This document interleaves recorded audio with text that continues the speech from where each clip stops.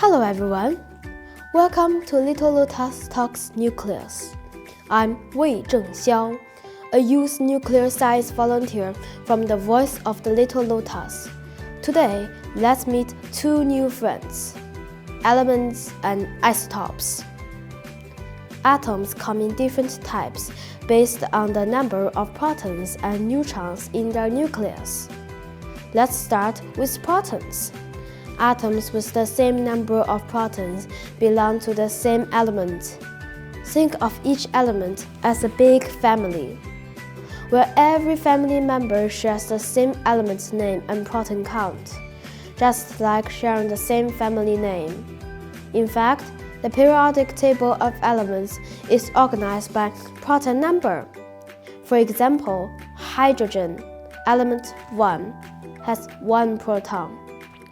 Helium, element 2, has 2 protons. Lithium, element 3, has 3 protons. And uranium, which is element 92, has 92 protons. Now, let's talk about neutrons. Within each elemental family, there can be multiple siblings. They share the same last name, proton count, but have different first names, because their neutron numbers are different. These siblings are called isotopes.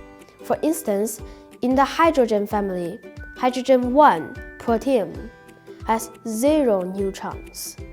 Hydrogen-2, deuterium, has 1 neutron. Hydrogen-3, tritium, has 2 neutrons. In the uranium family, uranium-234 has 142 neutrons. Uranium-235 has 143 neutrons.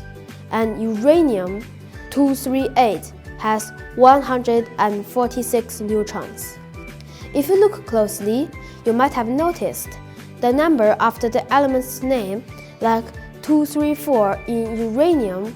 234 represents the total number of protons and neutrons in its nucleus.